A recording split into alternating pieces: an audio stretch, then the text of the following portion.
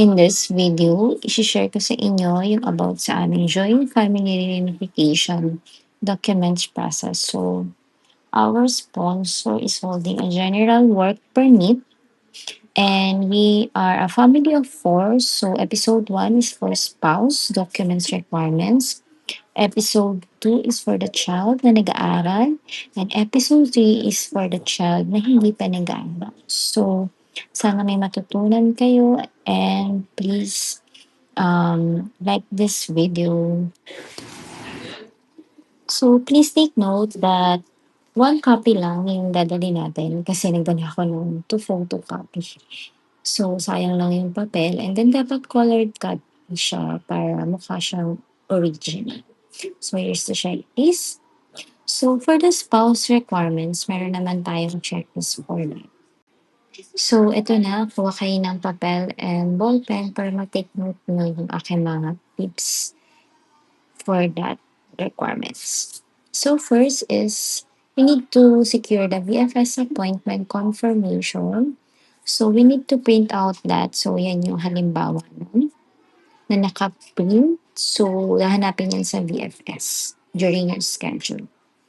And second is the AVAX. Dito sa AVAX is mag-fill up lang tayo ng mga basic information and then mag-generate to ng reference number na gagamitin natin para makapagpa-schedule tayo for BFS.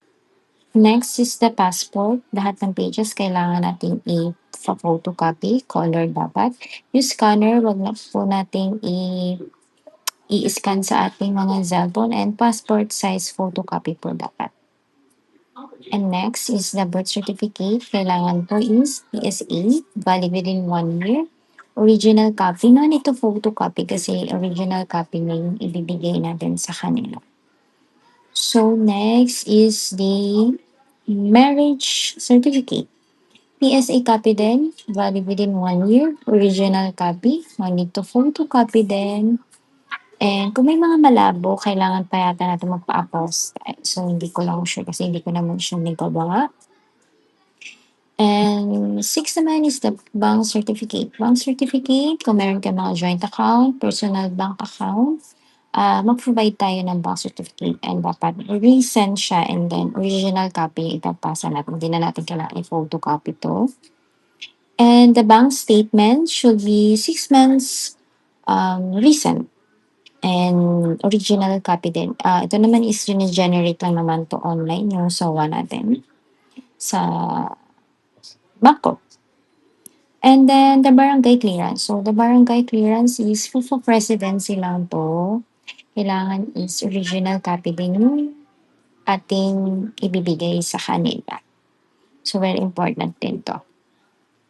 And then number 9 is the letter of invitation and affidavit of support for joint family visa. Ito, kailangan very specific. And then, please take note na huwag natin ilalagay na mag-work tayo as an applicant. Kailangan fully sponsored daw tayo ng ating mga sponsors. And number 10 is the letter of assurance and financial support. Of course, this letter is coming from our sponsor. And next one is of course, the cover letter explaining regarding income thresholds and savings. So, dito explain lang natin na though hindi tayo umabot dun sa income thresholds, meron naman tayo savings and we have a capacity to sponsor natin. Also, the proof of relationship. So, ito yung gagawa tayo ng mga MMK na letter of relationship history kung paano kayo nagkakilala, yung mga timeline. So, very important yun. And then, of course, lagyan natin ng mga pictures with short description. Like, for example, itong picture na to is, ito yung unang naming date. Or itong picture na to is, kinasal kami noong araw na to. So, lagay natin yung date para very detailed yung description na yun. And then, ito yung number 12 is the bank statement from sponsor. So, ito yung God kay sponsor. So, it must be recent ng 6 months. And then next is November 13 is the payslip. Of course, it is coming from our sponsor. 3 months valid lang yung kailangan dito. So, i-print natin siya ng colored copy para mukha siyang original. And also, the 14 is the employee detail summary. Ito is coming din sa ating sponsor. Must be recent and ma-generate natin ito from revenue.ie. And next, number 15 is the tax credit. Ito yung ma-generate din natin sa revenue.ie. Galing din to ito kay sponsor natin. So, very important na recent yung ibibigay natin sa kanila. And next is the certificate of employment. So, dapat colored copy din to coming from sponsor and dapat recent siya. And also the work permit. Yan, dapat updated yung mga work permit ng ating mga sponsor. Very important yan. And also the employment contract. Kung may mga amendment contract, i-attach natin and dapat recent tong employment contract na to. And the birth and marriage certificate of our sponsor. So, photocopy and original, kailangan i-provide natin yung PSA ni sponsor. And 19 is the proof of accommodation. Ito, kung wala tayong lease agreement, yung utility bill na nakapangalan sa ating sponsor mismo. And then 20 is the proof of remittances. Ito yung mga pinapadala sa atin. Dapat 6 months yung ibigay natin.